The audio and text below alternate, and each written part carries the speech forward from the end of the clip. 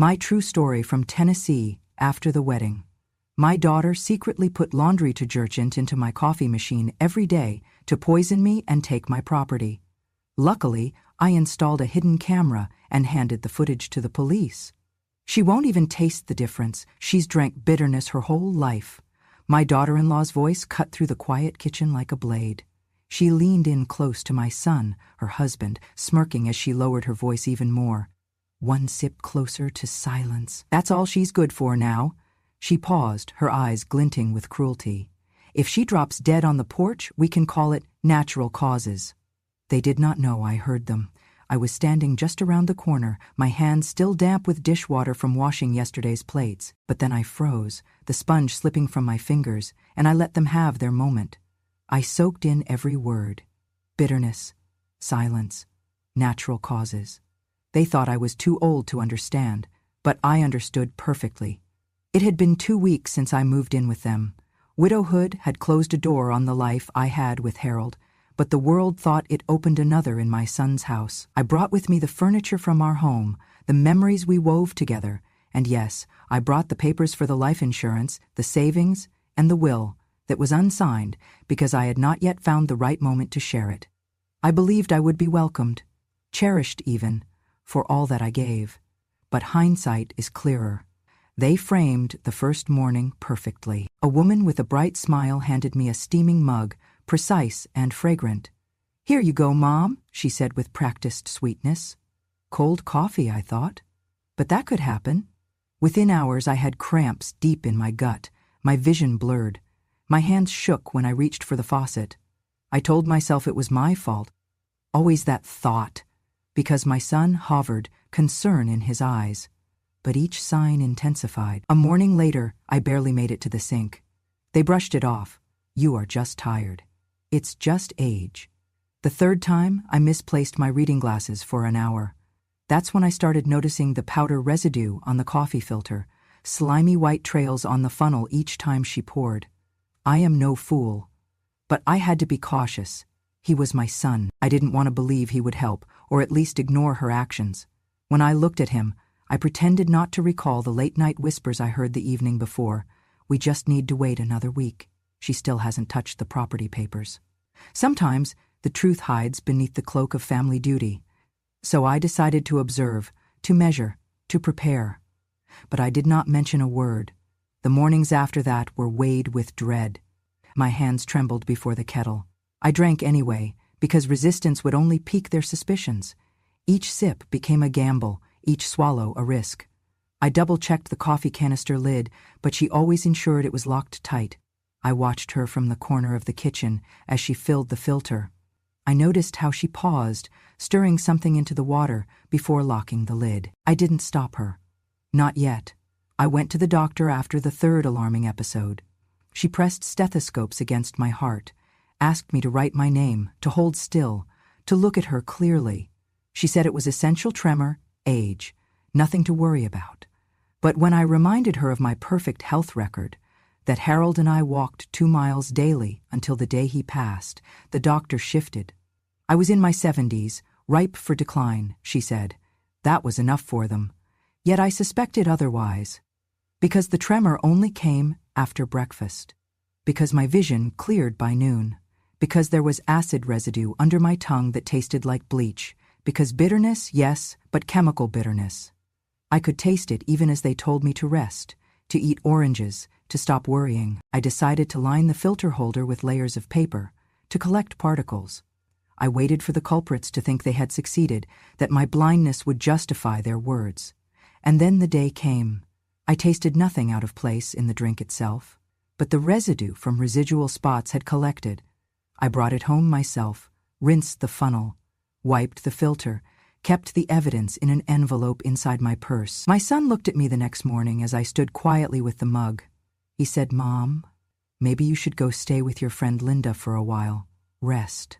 His eyes contained compassion, but not enough to stop her. It was the first time he mentioned Linda's invitation. I nodded, and he kissed my forehead. I didn't mention the twitching blind spot he ignored the moment I nearly dropped the cup in his presence. I swallowed. Again. I opened the kitchen cabinet and rearranged the mugs. The blue mug Harold bought me on our 40th anniversary would stay hidden. I would have to drink from the plain white set, noticeable but not alarming. Later, if I ever need to stop the poison, I'll know whose cup has what.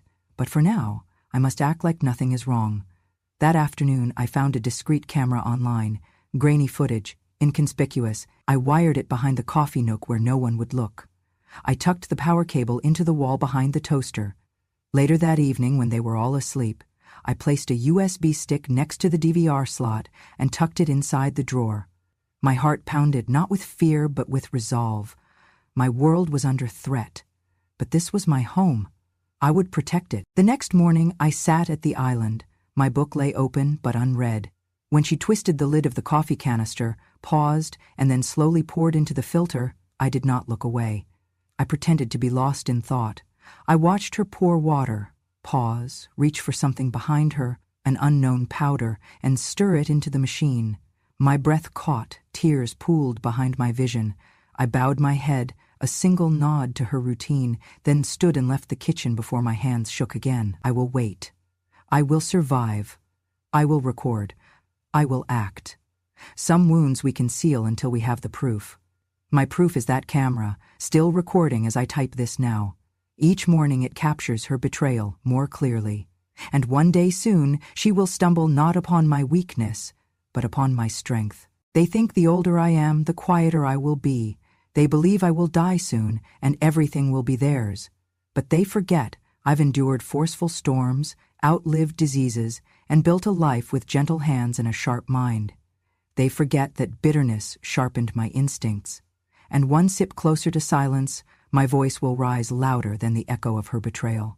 Because I am not done living, and I refuse to vanish quietly. I woke with my chest tight and my head throbbing. The house was quiet but inescapable. My bones ached, as though I had aged by decades overnight.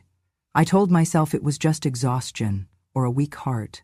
But beneath it all, a slow anger simmered. This wasn't just age. I made my way to the doctor's office mid-morning, trying to ignore my stomach twisting in knots. The receptionist smiled and handed me a clipboard.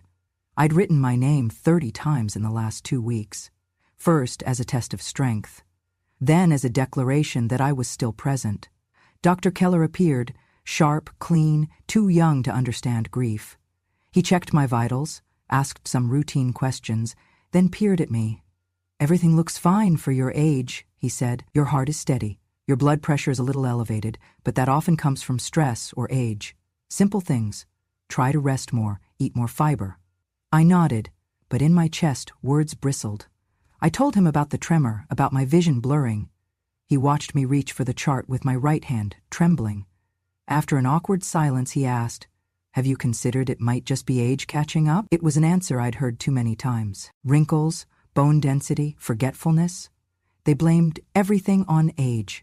But this was different. This was calculated. Stepping out of the clinic, I slipped into the car, closed my eyes, and let the world spin. I felt foolish. I'd come with evidence, my mornings, the taste residue. But he dismissed it all. He was complicit, whether he knew it or not.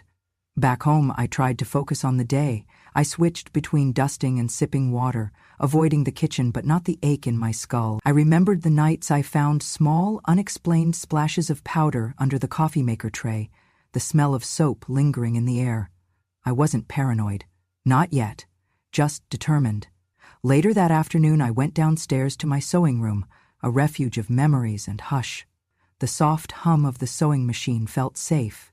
And then, that breath, like footsteps near the kitchen. I froze. I listened. My daughter-in-law's voice, low, whispering. And another voice, Dr. Keller's. "This is working," the doctor said. His tone was too calm, full of practiced confidence. "Soon she'll be out of the way and everything falls into place." I felt the floor shift beneath my feet. They don't hide well when they think I'm sleeping. "Doc, how long?" the voice asked quietly. "Another week. Maybe 2.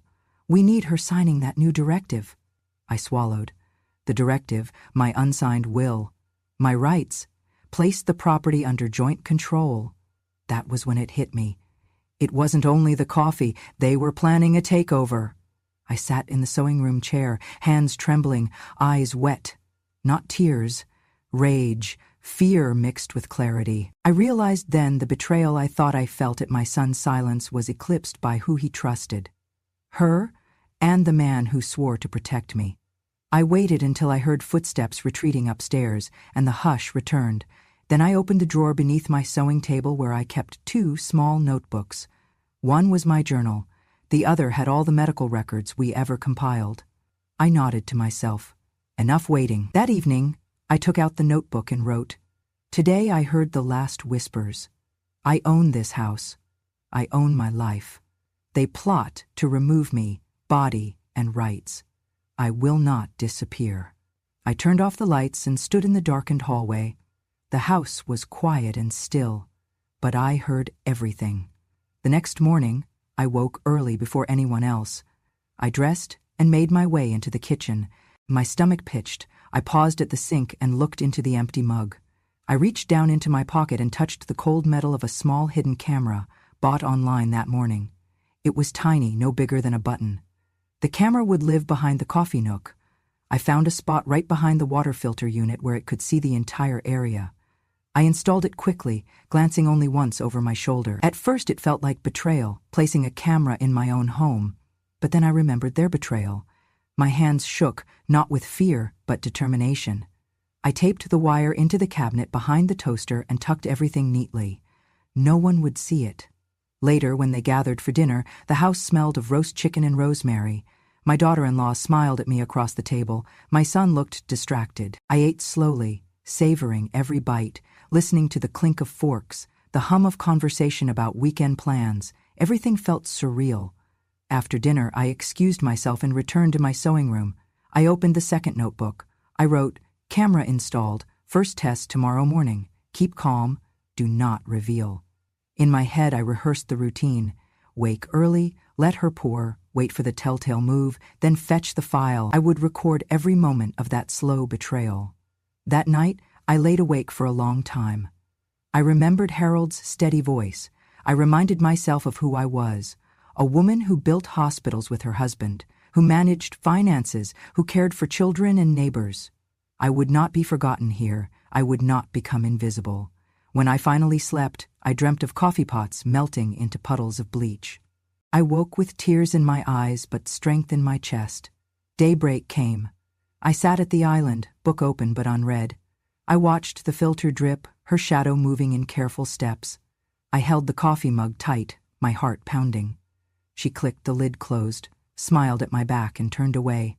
I waited, a heartbeat, then reached under the counter, slipped out the USB I'd wired to the camera. My world shifted that moment. I wasn't a passive victim anymore. I was a woman with evidence, with purpose. I climbed the stairs, paper in hand, and stood in front of the mirror. My reflection looked older but not beaten. I touched the lines around my eyes. They were proof of survival. I whispered to myself, 1 week, 1 clip, justice. And for the first time in a long time, I believed it. The morning light crept into the kitchen just before 6, soft and cold. I slipped out of my bedroom and made my way downstairs as quietly as I could, careful not to disturb the house. The camera I installed was in place, hidden behind the coffee nook. Now I filled the coffee canister with fresh beans, silently hoping this time would confirm everything I feared. I found my favorite white mug in the top cabinet. I liked that mug because it reminded me of simpler days. Violet's baby shower, my husband's birthday, quiet Sunday mornings before the world woke up. In that soft light, I filled it with water from the carafe and set it next to the kitchen island. Then I stepped back, heart steadying. Minutes later, I heard the cabinet open, the familiar shuffle of slippers. My daughter-in-law appeared, as always, first. She didn't smile at me. She glanced at the mug, flicked her hair out of her face, turned to the filter assembly, and knelt to refill with fresh grounds and water. I watched from the end of the hallway. She paused when she heard the machine turn on.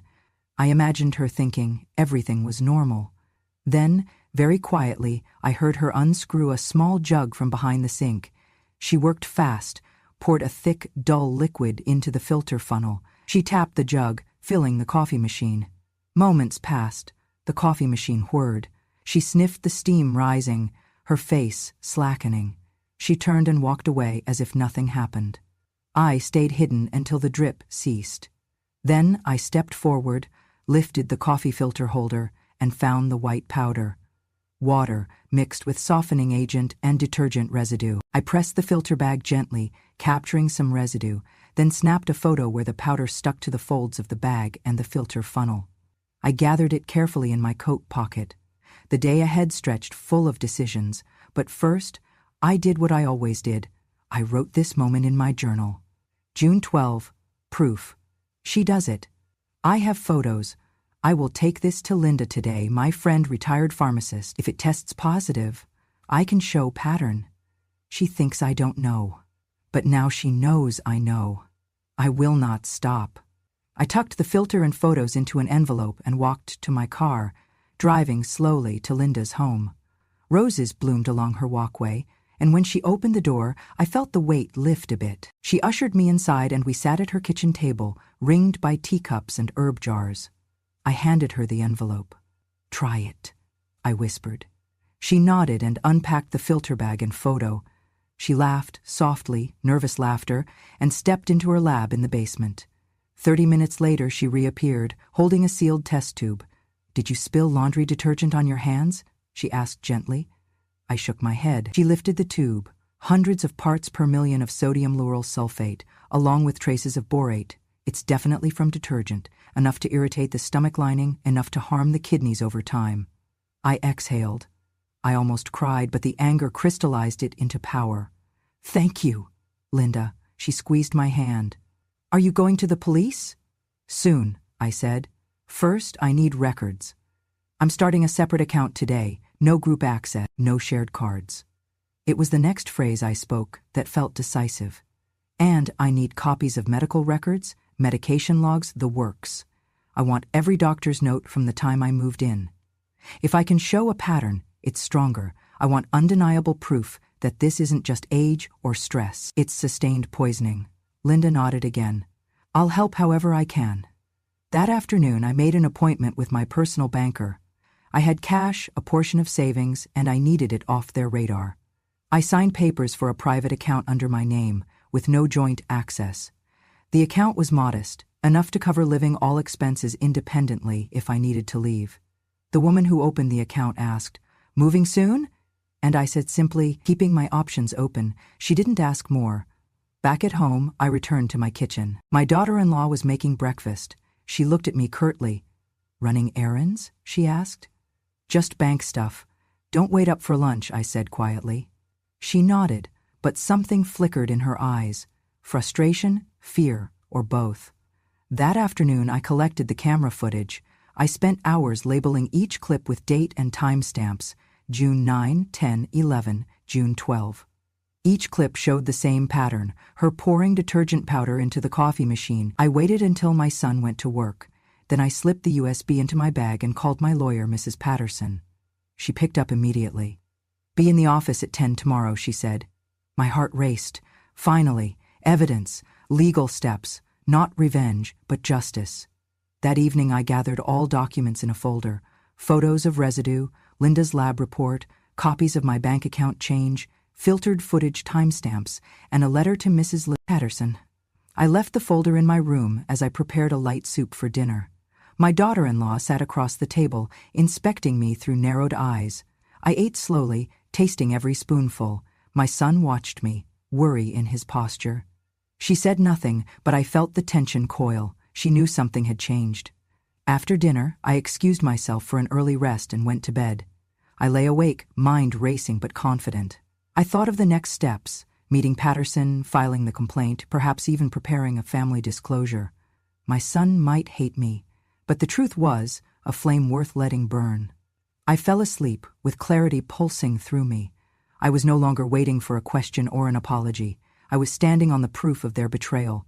The bitterness in my gut was not age or shame. It was righteous. It was survival. When I woke the next day, I looked at myself in the mirror. My eyes felt sharper than they had in weeks. Hunger, not for food, but for truth. I smoothed the wrinkles on my blouse and stared long enough to see a woman beyond her years, a woman who refused to be erased, because a sip might kill, but vigilance saves. And the proof was in my hand. The next morning, I arrived at my lawyer's office, the folder of evidence in hand. Mercedes Patterson led me into her study, a cozy room lined with books on elder law and justice. She sat behind her antique desk and opened my folder carefully. Photos, lab report, bank records, coffee footage, all neatly labeled. After a long pause, she looked up at me. "Your evidence is strong," she said quietly, "but if we're going to prosecute, we need their motive and history. Patterns repeat." I nodded. "What do we know so far?" She turned to her laptop and began typing. A few minutes passed before she looked up again. "Your daughter-in-law, Emily Green, she was a licensed nurse at Riverside Care Home until 2009. She was fired after 3 families accused her of administering excessive sedatives to their elderly. Her license was revoked, and the facility settled quietly." My throat tightened. She never mentioned a thing. "That's not all," Ms. Patterson continued. "Your doctor, Dr. Keller, has been reprimanded twice for misprescribing. I have reports here, handwritten notes prescribing narcotics in doses unfit for elderly patients. Some families complained, but he avoided lawsuits by transferring patients." I felt bile rise. "He's the one in the clip whispering with her?" "Exactly," Ms. Patterson said. "I believe they met at Riverside during the investigation. I remembered meeting him at their wedding, his respectful tone, that quiet bedside manner, too quiet now. But there was more." Ms. Patterson scrolled through emails on her screen. "We accessed Emily's old email account before your gift and found several sent messages to your account. One is dated 2 days ago. She enlarged the contents, subjects important update, actions required. Dear Mother, please review the attached directive to amend estate documents. It maintains property rights but includes additional signatures and clarifying language, beneficial for co-management. Thank you, your loving daughter-in-law." My hands trembled as I watched the forged email address, my name at our domain. They had redirected finance through that message, I shivered. "They attached a PDF that modifies your will," Ms. Patterson explained. "Signed with your name, but the signature font is mismatched. It's digital forgery. Together they poison me and adjust the documents," I said softly, my voice steady. "They plan to lock me out legally once I grew too weak to protest." "They underestimated your awareness," Ms. Patterson said, giving me a look. "Now, we document motive, method, and collusion. That's criminal conspiracy, elder abuse, attempted murder, legal forgery, not to mention insurance fraud if she named herself primary beneficiary." My heart pounded. The gravity of their plan was larger than I'd imagined. Over the next days, Ms. Patterson pulled personnel files, incident reports, and records of Emily's firing. She subpoenaed Dr. Keller's prescription history and patient complaints. We compiled thorough documentation of motive, money, control, property access. Each exam revealed more. Emily had purchased a small life insurance plan listing herself as beneficiary, while Dr. Keller co-signed a large policy on my life. She once joked in a record, "We're covered for anything, ills or spills." At home, I stared at the forged email, wondering how many other manipulations I didn't yet know. The betrayal stung deeper, knowing they used my name to deceive the bank, the lawyer, potentially even you, the judge. That evening, I met with my accountant to untangle the forged directive. Filing amendments to the will meant proving its illegitimacy. I created a new folder labeled Solid Proof for Bank Legal Court Media. When I returned home, Emily and Dr. Keller were having dinner in the living room. Light laughter, though strained. I walked past cautiously, but Dr. Keller smiled warmly. My eyes fixed on his face, and I knew no warmth there. He saw guilt. Weeks passed. The investigation deepened, grand jury subpoenaed records. My son grew distant, jealous. He asked if he should step in. I told him to let the system work, it would speak louder than anger. Late at night as I lay in bed, I reflected on how carefully they built their house of deception. Not just poison. They had planned to erase me from the family lineage, the property, and the world. They believed they were smart. They believed I was old and fading. But they underestimated the power of memory and silence. I held their plot in my pocket, in my folder, taped and bound. The camera continued to roll each morning, capturing more pieces. Discussions about bank appointments, a whispered conversation about having to finalize everything when she's gone. The footage was quiet, but potent. When I closed my eyes at night, I heard my own voice from that recording. One sip closer to silence. Spoken by her. A phrase I reclaimed. Every night, I rehearsed 2 words. Justice comes. Soon, everything would fall into place, just as they'd planned for me to fade. But they'll be surprised where the silence leads. The folder weighed more in my hands than the years I'd carried.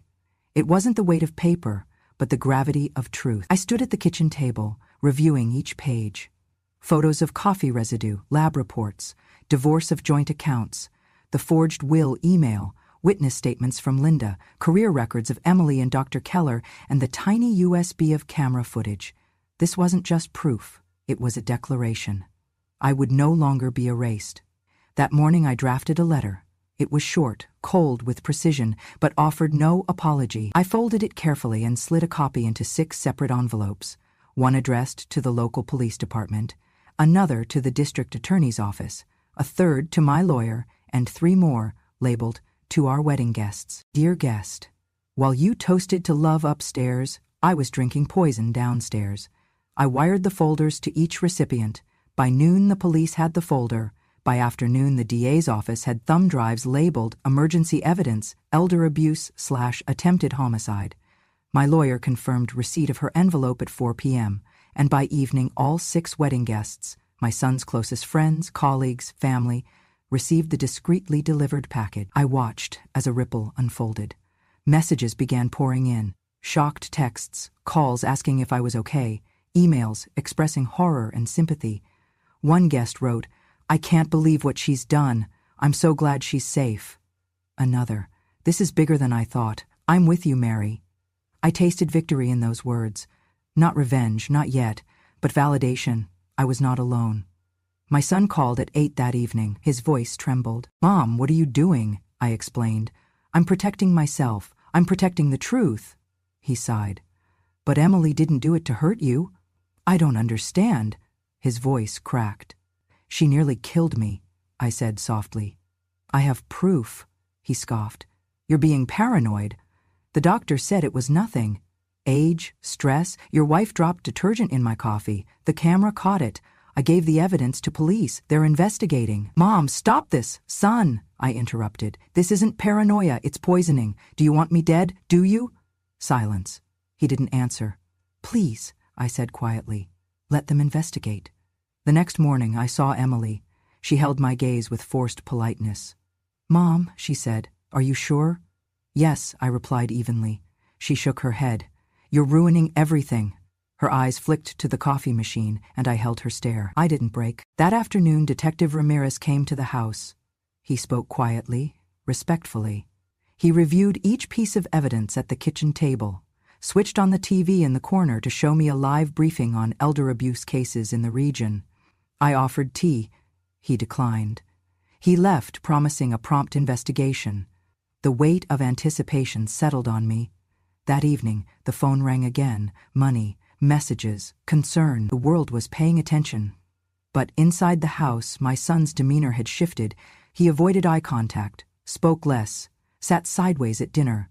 Emily tried to keep normal. She even made coffee herself. I offered only water. I went to bed early while he sat at the kitchen island under the halogen light, paper in hand, battle shaken across his face. Tomorrow would bring more, but tonight justice was awake. I stood outside the courthouse early that morning, sunlight filtering through the columns of stone, casting shadowed lines across my face. I wore the dress, a pale blue gown I'd donned 50 years ago for my wedding to Harold. Its delicate lace and satin buttons reminded me of a life filled with love, not betrayal. I was no longer that 40-year-old bride, but today I would renew a vow, to protect my dignity and truth. My lawyer, Mrs. Patterson, joined me, her presence steady and reassuring. Together we walked into the courtroom, where murmured conversations hushed as I entered. Word had spread this wasn't just any family dispute. Cameras lined the hallway. Reporters whispered about the elderly woman who dared to bring her daughter-in-law to trial for attempted murder. I took a seat beside Mrs. Patterson at the prosecution table. Across from us sat Emily, her face ashen, her makeup applied too thick like armor. Dr. Keller stood next to her, tall and pale, nervously adjusting his tie. Their lawyer looked across the room, scanning for sympathy that wasn't there. When the judge entered, robes swishing, the room settled. Opening statement followed. The burden of proof lay with us. But I felt something ominous behind me, the collective attention. My son sat in the gallery, eyes downcast. He hadn't made eye contact yet. Patterson started. She laid out the timeline. Breakfasts 2 weeks ago, the sick episodes, the camera, the lab results. Then she said, "But what we have here is more than poisoning. It is conspiracy, elder abuse, attempted murder with premeditation." Then came time for the clip. I watched as the video played on the large monitor. It showed Emily picking up the jug, unscrewing the lid, pouring detergent into the filter. The images froze. Silence hung like fog. Emily's lips parted. She tried to speak, but couldn't. The judge cleared his throat, adjusting glasses. No one moved. Then the lawyer for the defense rose, challenging chain of custody, camera permissions. But his words felt hollow. Too little. Too late. Next, the prosecution shifted to the insurance angle. Dr. Keller had signed as co-beneficiary on life insurance policies for me, drafted days after the wedding. That flicker of greed underscored everything. Mrs. Patterson leaned toward me. Everything they did was calculated. Then came the moment I spoke. The courtroom lights dimmed.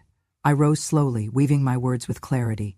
"Your Honor, I lost my husband 6 months ago. I came here looking for refuge in my own family. Instead, I found a slow poisoning. Every morning I drank from the same machine, believing it to be coffee. I didn't realize then that each sip edged me closer to death. She knew I wouldn't taste the detergent. She counted on my age, my quiet. She thought I'd vanish without a trace. They called it natural causes. Someone said, if she drops dead on the porch, no one will ask. I'm standing here because I refuse to be that old woman who disappears." My voice cracked over the word, old. The gallery held its breath. My son's face had gone pale, and my daughter-in-law stared, her mask slipping. I continued, "They tried to kill me slowly, but I remember it fast."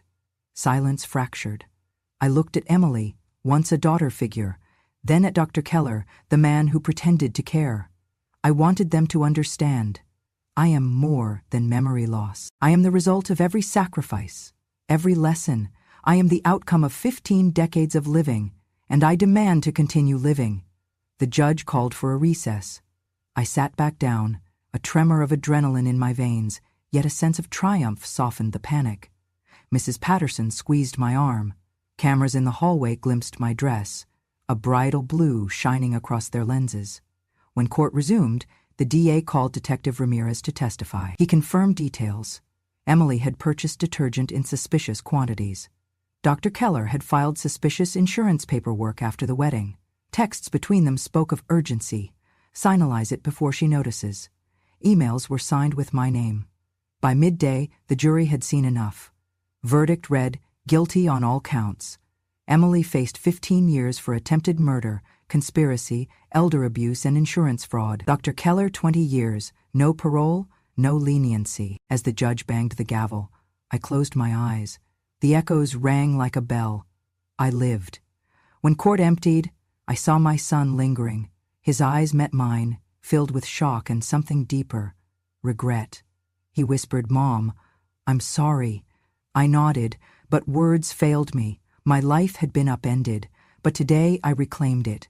I exited the courthouse, wearing the wedding dress not as a memory, but as armor. Behind me, cameras snapped, audience stirred, and the sound of my voice spoke across town.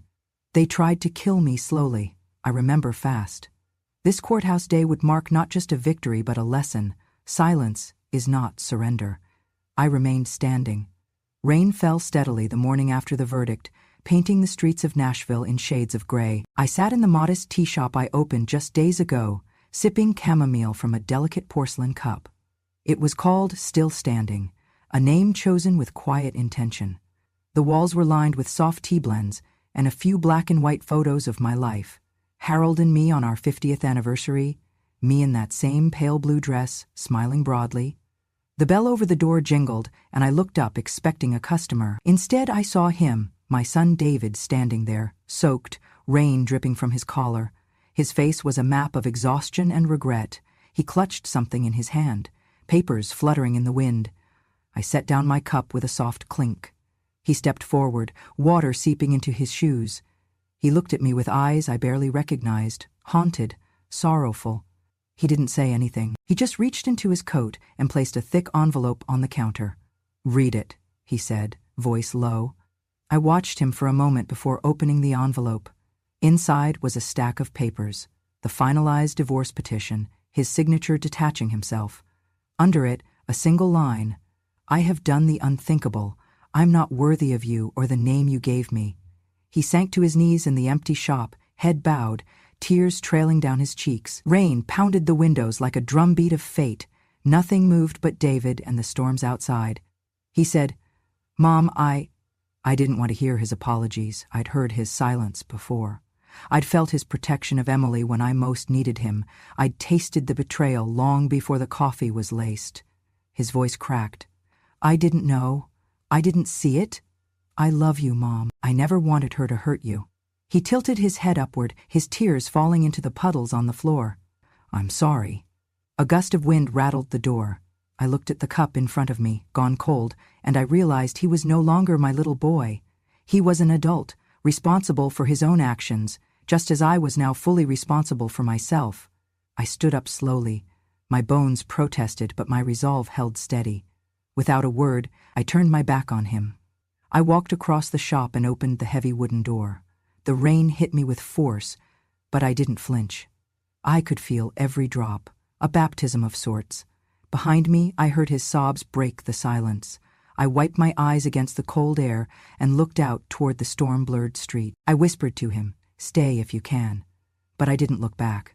Some doors close not because you want them to, but because they must. Some relationships end not with violence, but with silence. I walked away from him into the storm, not out of pride, but because peace requires distance. Back inside the shop, I closed the door behind me. The bell chimed, solemn, final. I leaned against the frame and watched David's silhouette through the rain-streaked glass. He didn't move. He just stood, holding the envelope, drenched and broken. He stayed until I disappeared from view, the interior lights swimming in the reflection. And then he fell to his knees again, weeping into the envelope on the wet pavement. Inside, that stack of divorce papers reflected the weight of choices, his and mine. Later that evening, the storm subsided. I sat by the window, as tea shop owner now, not widow, not victim, and listened to the hush of night. I felt no triumph. Instead, I felt closure. The end of an era, the beginning of another. 4 months passed. The shop grew. Locals discovered the peace of tea and talk. Survivors of abuse found monthly gatherings. One room offered free counseling. Every afternoon, someone would tap on the bell and ask, "Are you Mary? I came because of you." My son visited once, not expecting a warm reunion, but a news segment caught him in the shop window. He pressed his face against the glass, eyes red. I was speaking to a young woman who'd suffered nursing neglect. They held each other's hands, tears glistening. David stayed quiet. I stepped over to the window. He gasped. I motioned for him to enter. He paused, about to potentially cross a boundary intact. I met him halfway, in the doorway, under the glow of dim lights. The tea house smelled of honey and chamomile. He looked at me, ashamed. "May I come in?" I nodded just once. He stepped inside like a man stepping into a new chapter, unsure of the past but willing to face the future. He helped around the shop without offering to stay. He wiped tables, delivered tea, and was quiet. I offered him a seat. "Sip?" I asked gently. He nodded and took a cup. Steam curled around him like a soft promise. He exhaled long and said, "I wanted to say I'm sorry." I closed my eyes, conjuring the memory of his tears in the rain. He continued, "I lost you. I lost myself, but I'm here." The only sound was the slow drip of a teapot in the back. I placed a hand on his, warm and firm. "Your silence hurt, but your return matters." He pressed my hand back. "Can you ever forgive me?" I nodded and said softly, "I forgave the man I loved. Now I'm learning to trust the man you're becoming." He exhaled with relief. I poured him another cup of tea. The clock ticked. The heart healed. That night, I wrote in my journal, "David came home." It wasn't a dramatic scene, no tears, no grand speech, just 2 cups of tea. My son returned where he belonged. I closed the shop at dusk and locked the door, but tonight I left the window open, because some wounds heal in silence and forgiveness whispers on the wind. Rain clears and sunlight stretches kindly over Tennessee's rolling hills as the auction begins outside Nashville. A peculiar buzz hums through the crowd assembled in front of a modest white tent. Hidden beneath a glass display on a small wooden pedestal sits the very thing that nearly cost me everything: my old coffee machine. It's been cleaned, polished, and affixed with a small plaque reading, "Piece of Justice." At the microphone stands the auctioneer, crisp in blazer and charm. Cameras from local news crews line the perimeter. This isn't just any sale, it's a statement. "Ladies and gentlemen," he says with gravitas, "this is the original machine from the case of Mary James, otherwise known as Coffee for the Crone. It now has a new purpose. Your bid helps open the One More Sip Center for elder survivors. First bid, $500. A hand shoots up. A reporter prompts someone to sway others. They nod. The bids climb. $1,000, 0 cents. $5,000, 0 cents. $10,000, 0 cents. The crowd leans forward. $15,000, someone calls. The energy ripples. Finally, at $32,000, 0 cents, gavel hits wood. It isn't about the numbers, it's about transformation. A vessel for poison becomes a vessel for purpose. I smile from the front row as the new owner, a local philanthropist named Harriet Spencer, raises her paddle with tears in her eyes. Cameras flash. 1 month later, I stand in the doorway of a renovated brick building a few miles away, now the One More Sip Center for elder survivors. A bronze plaque is embedded high on the facade. "If they underestimate you, let them. They'll hear you last." The plaque was my final touch. I remember who I was. Quiet, unseen. Now I want every survivor who walks through these doors to feel heard, valued, and safe. Inside, the scent of chamomile and rosemary greets you. Volunteer helpers guide new arrivals into warmly lit rooms. One room, painted a soft mint green, is designated for counseling. Another, pale yellow, is used for workshops and guest speakers. Under soft lighting, comfortable chairs gather around a low table holding fresh scones and tea. Each space carries a memory of survival and support. A local news crew draws close. The reporter introduces me on camera. Reporter: "Mary, congratulations. It's a beautiful space today. How does it feel to turn a tool of harm into one of healing?" I meet her gaze steadily. I'm no longer hiding. I clear my throat, then say, "Me. They fed me poison. I fed the world your confession." Cameras capture the line. Within hours, that phrase is splashed across the evening news. By next morning, it shows up as captions on social media, quoted in news tickers, shared in Facebook feeds. Even strangers send me messages. That line hit like a revolution.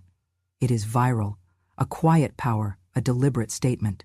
A few weeks later, a young woman arrives with a shy smile. She introduces herself. "I'm Carol L. I'm a social work student. I saw your center's announcement. May I volunteer?" Her voice is warm and earnest. I nod, and together we walk through the rooms as she asks questions, sets up folders for new clients, prepares tea for an informal workshop later that afternoon on speaking when no one listens. Watching her, I think of my younger self, new to the city, learning that kindness doesn't always protect you. I ask her, "Why do you want to stay long-term?" She meets my eyes without hesitation. "Because elders deserve more than help, they deserve a voice. And because you showed me what it means to stand up." I nod, touched. That's more than any donation. That afternoon, survivors start drifting in. Women and men older than me, each carrying stories folded in their eyes. A woman whose daughter threatened nursing home placement to access her bank accounts. A retired teacher whose granddaughter took her keys so she wouldn't mess things up. They arrive shy, hesitant, yet their hope glimmers in every step. I stand at the front, teapot in hand, ready to welcome them. I pour chamomile into delicate cups. One by one they come forward. We form a circle. And they begin. I was told I was just confused until I fought back. He said I'd lose everything if I fought for my rights. But I came today for the first time to say thank you for creating this. I close my eyes for a moment. The taste of tea, the warmth of voices, the gentle tears. It's more than I ever dreamed after my ordeal.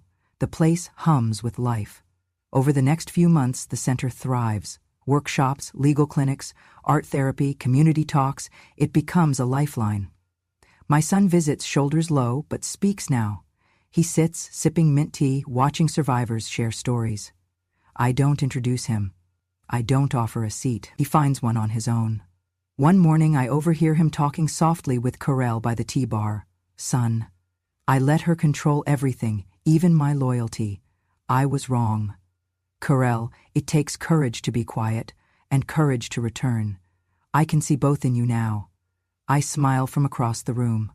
A small moment of reconciliation. Beginning, not an end. But the heart of this story belongs to our unveiling event on grand opening day. We cut a blue ribbon. Guests include the mayor, reporters, survivors' families, donors. I step to the podium, my shawl draped over that same pale blue dress, my bridal gown pinned under a modern cardigan. Some gasp in recognition. I speak softly but firmly. We opened this place because age should not equal silence. Because a poison machine once nearly took my life, and instead, this community chose to make it a symbol of hope. This center belongs to every person whose voice was silenced. Let this house be a reminder. Even the most bitter sip yesterday can bloom into tomorrow's strength. Applause fills the room. A tear forms at my temple as survivors nod in solidarity. Later that evening, I sit at a table by a window.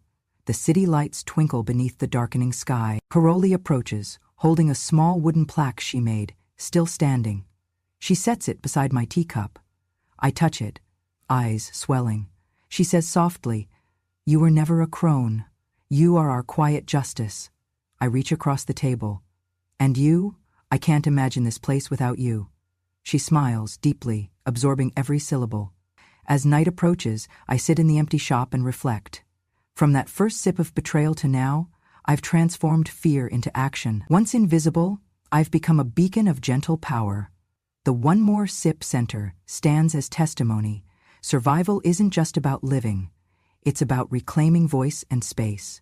I write in my journal, "They thought I would fade. I thought I would disappear. But in the shadows, I found resolve. Now this shop, these walls, they speak louder than poisoning ever could. This is where silence voices rise. This is where I finally stood, not for myself only, but for all who follow." And so, dear listener, this is where it ends and begins again. If you've ever felt underestimated, invisible, or quiet in your own story, remember one thing: if they underestimate you, let them. They'll hear you last. Thank you for staying with me. If this story moved you, if you know someone who needs a sanctuary or a survivor's voice, please like, subscribe, and share Grandma True Stories. Let's lift up every voice that's ever been silenced, because one more sip of justice can change a life. Subscribe now, and never let your silence be your end.